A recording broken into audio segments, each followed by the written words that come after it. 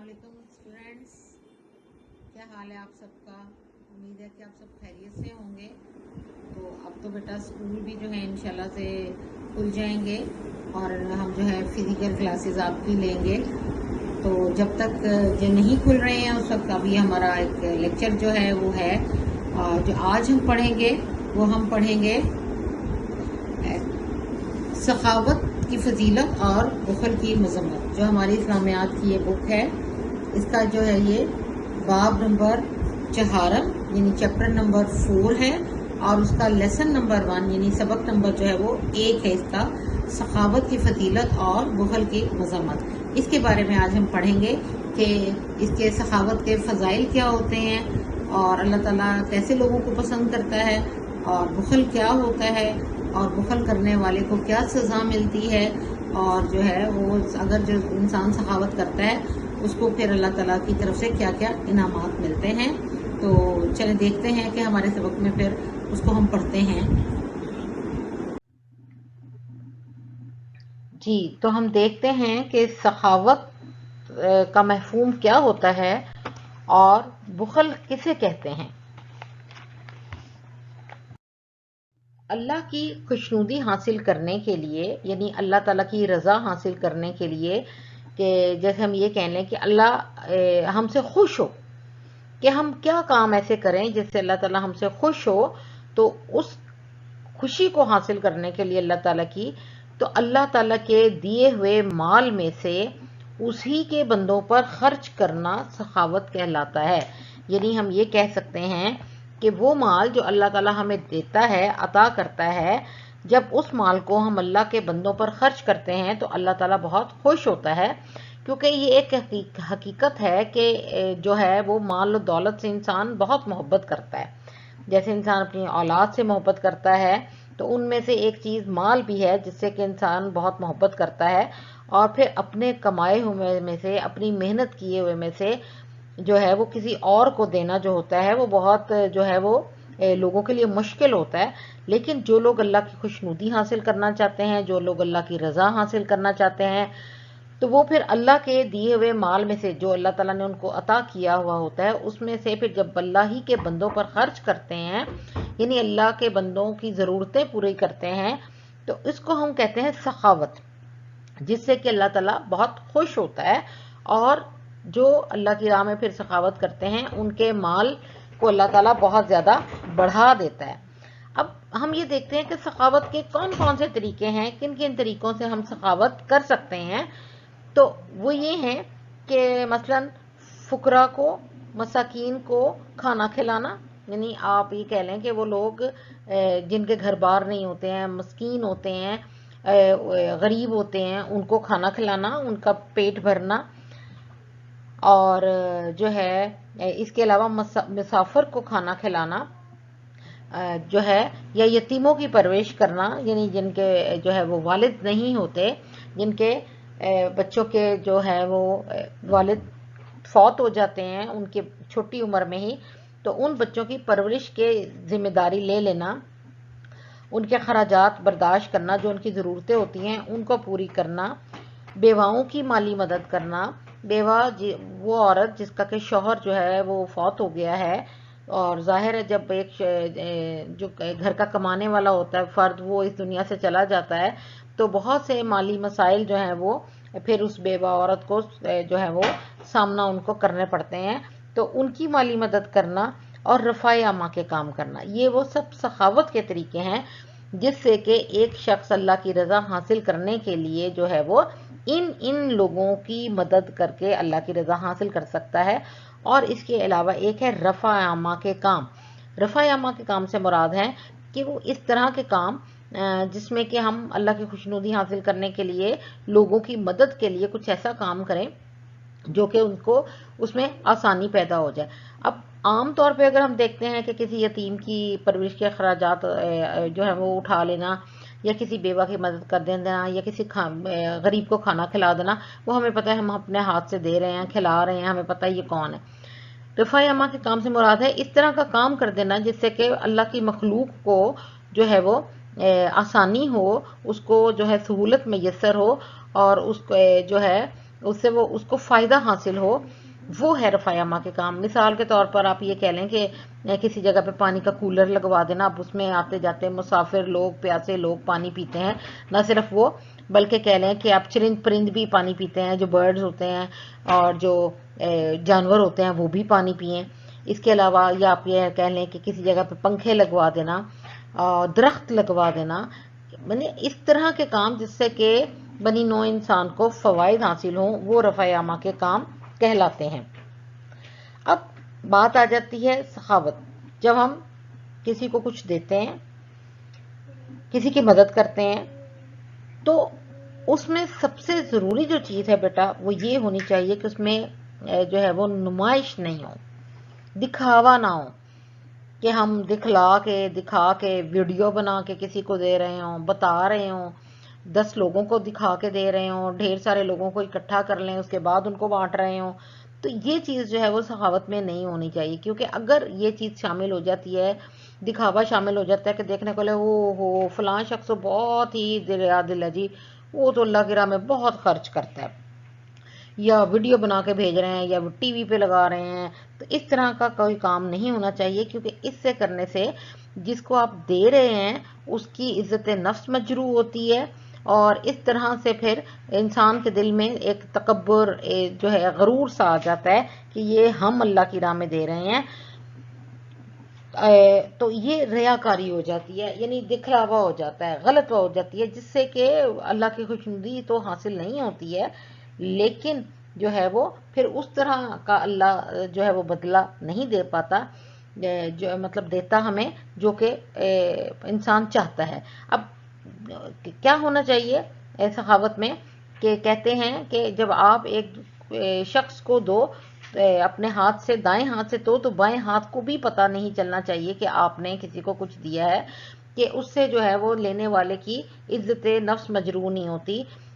جو اس کی مجبوری ہوتی ہے وہ اسے وہ نہیں ہوتا ہے، مطلب یہ ہوتا ہے کہ وہ بیچارہ جو ہے وہ کسی کو کہہ بھی نہیں سکتا اپنی ضرورت کے لیے، اور جب اس کی ضرورت پوری ہو جاتی ہے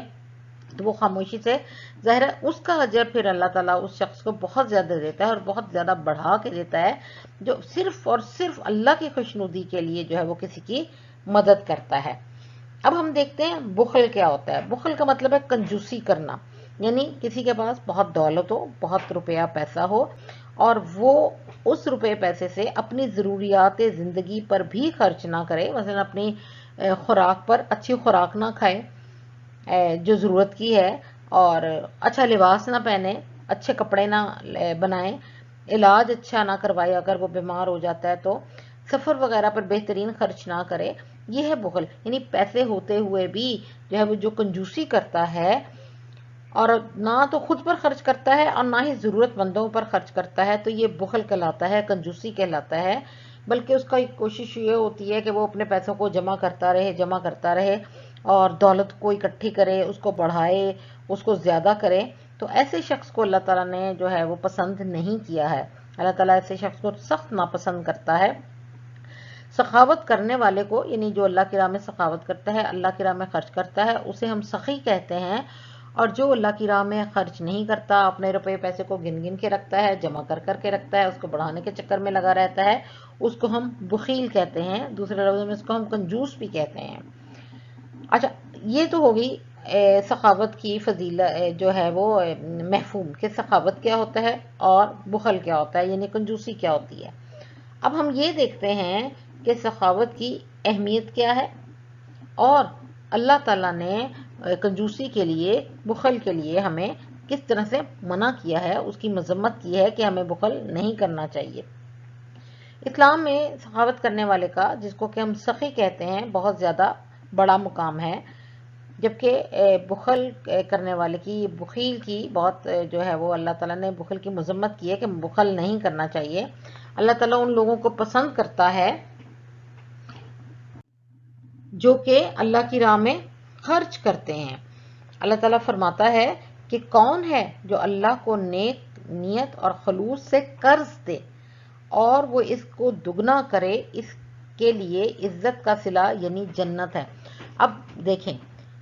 وہ مال جو انسان خرچ کرتا ہے اللہ کے بندوں پر، وہ بھی اللہ نے ہی دیا ہوا ہے اس کو،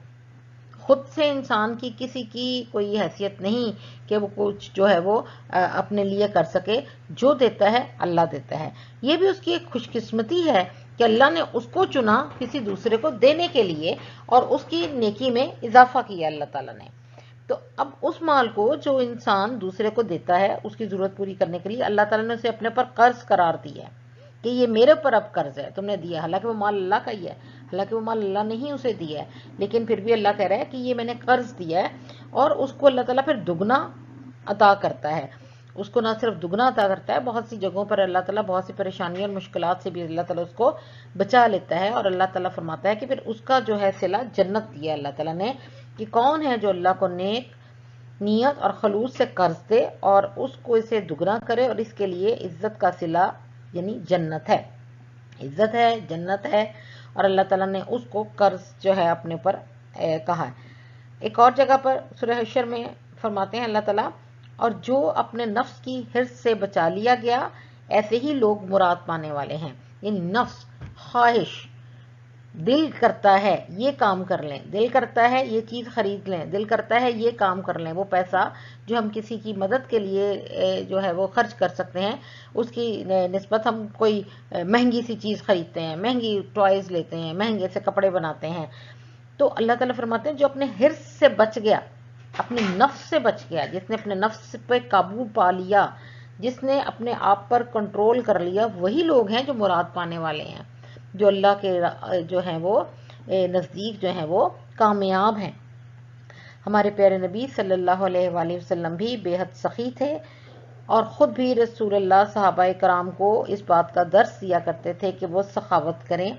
یہی وجہ ہے کہ صحابہ کرام اللہ کی راہ میں خرچ کرنے کی ہمیں ان کے لیے بے انتہا مثالیں ملتی ہیں کہ صحابہ کرام نے اللہ کی راہ میں بہت زیادہ خرچ کیا کرتے تھے. چنانچہ آپ صلی اللہ علیہ وسلم کے صحابہ نے ہمیشہ غریبوں کی، محروموں کی، یتیموں کی، بیواؤں کی خدمت کی، غلاموں کا خیال رکھا اور رفع عامہ کے کاموں میں اعلیٰ مثالیں قائم کی. کہ حضرت ابوبکر صدیق رضی اللہ تعالیٰ عنہ نے حضرت بلال جو ہے وہ ایک حبشی غلام تھے، ان کو ان کے مالک سے خرید کر نبی پاک صلی اللہ علیہ وسلم کے سامنے جب لے کر آئے تو پھر جو ہے وہ یعنی ان کے سامنے آپ پیش کیا تو حضرت بلال نے اسلام قبول کر لیا ہوا تھا. یعنی اسی طرح حضرت عثمان غنی رضی اللہ تعالیٰ عنہ نے بھی بہت ہی ایسے موقع پر جو ہے وہ سخاوت کا مظاہرہ کیا کہ ایک دفعہ جب قحط پڑ گیا تھا تو آپ نے جو ہے وہ غلے کے جتنے بھی اونٹ آئے مدینے میں وہ لے کر آپ نے سب جو ہیں وہ لوگوں میں بانٹ دیے. پھر ایک کنواں خریدا آپ نے ایک یہودی سے اور مسلمانوں کے لیے اور یہودیوں کے لیے سب کے لیے وقف کر دیا. اسی طرح بہت سی ایسی مثالیں ہیں صحابہ کرام کی جو کہ آپ یہ کہہ لیں کہ ہمیں ملتی ہیں. نبی پاک صلی اللہ علیہ وسلم کی بھی بہت سی ایسی مثالیں ہیں جو کہ انہوں نے اللہ کی راہ میں سخاوت کی کہ خود گھر میں ان کے کچھ کھانے کو ہوتا نہ ہوتا لیکن اگر در پہ کوئی آ جاتا تو آپ اس کو خالی ہاتھ واپس نہیں بھیجتے تھے. اب یہی وجہ ہے کہ اللہ کے نیک بندے جو ہیں وہ پھر ہمیشہ جو ہے غریبوں کی مدد کرتے ہیں، مسکینوں کو کھانا کھلاتے ہیں، رفع عامہ کے کاموں میں بڑھ چڑھ کر حصہ لیتے ہیں اور اپنے در پہ آئے ہوئے کسی بھی سائل کو یعنی حاجت مند کو جو ہے وہ واپس نہیں بھیجتے، خالی ہاتھ نہیں لوٹاتے. جو ضرورت مند ہیں ان کی ضرورتوں کو پورا کرتے ہیں، کرتے وہ اللہ کے حکم سے پورا، اللہ کی خوشنودی حاصل کرنے کے لیے پورا کرتے ہیں کہ کسی کی ضرورت ہے اس کی ضرورت کو پورا کر دیتے ہیں. اب اس کے انگیسٹ، اس کے برعکس جو ہے بخیل کیا کرتا ہے، کنجوس کیا کرتا ہے، وہ پیسے گنتا رہتا ہے، دولت اکٹھی کرتا رہتا ہے اور دولت پر ایسے جیسے آپ کہہ لیں کہ سانپ بن کر بیٹھ جاتا ہے. اپنی جائز خواہشات بھی پوری نہیں کرتا، ضروریات بھی پوری نہیں کرتا اور کسی کو دیتا بھی نہیں ہے. تو ایسے لوگوں کے لیے سخت عذاب ہے، سزا ہے. اللہ تعالیٰ فرماتے ہیں کہ جو مال کو جمع کرتا ہے اسے گن گن کر رکھتا ہے اور یہ خیال کرتا ہے کہ اس کا مال اس کی ہمیشہ کی زندگی کا موجب بنے گا، ہمیشہ کی زندگی کا سبب بنے گا، یعنی بس یہ مال ہمیشہ اس کے پاس رہے گا. تو ایسا نہیں ہے، وہ جہنم میں ڈالا جائے گا. یعنی نہ ہی وہ مال اس کے کام آئے گا اور نہ ہی اس نے کوئی جب نیکی کی ہوئی ہوگی تو پھر اس کو جہنم میں ڈالا جائے گا. جبکہ وہ لوگ جو اللہ کی راہ میں خرچ کرتے ہیں تو وہ اپنے کہہ لیں کہ اپنے لیے جو ہے وہ آخرت کے لیے بچا کر رکھتے ہیں، اپنی آخرت کا سامان کر کے رکھتے ہیں۔ تو لہٰذا اسلامی تعلیمات جو ہیں وہ ہمیں یہی سکھاتی ہیں کہ اللہ تعالیٰ اگر ہمیں دولت سے محروم کر دے، اگر کسی وجہ سے ہمارے پاس آزمائش کے لیے کہہ لیں یا کسی اور وجہ سے کہہ لیں کہ دولت نہیں رہتی ہے، تو پھر ہمیں قناعت کرنی چاہیے، ہمیں اپنی زندگی میں جو ہے وہ چیزوں کو مختصر کر دینا چاہیے تاکہ ہم پریشان نہ ہوں۔ اگر مال و دولت سے نواز دے تو ہمیں سخاوت کرنی چاہیے، لوگوں کی ضرورتیں پوری کرنی چاہیے، اللہ کی مخلوق کی مدد کرنی چاہیے۔ آپ صلی اللہ علیہ وسلم کا یہی ارشاد ہے کہ صرف 2 آدمیوں کے ساتھ رشک کرنا چاہیے، ایک تو وہ جسے اللہ تعالیٰ نے مال دیا ہے، اور ایک وہ مال دیا اور وہ اسے صحیح راستے پہ خرچ کرتا ہے، اور دوسرا وہ جسے اللہ تعالیٰ نے علم اور حکمت سے نوازا ہے اور اس کے مطابق وہ درست فیصلے کرتا ہے اور صحیح تعلیم دیتا ہے۔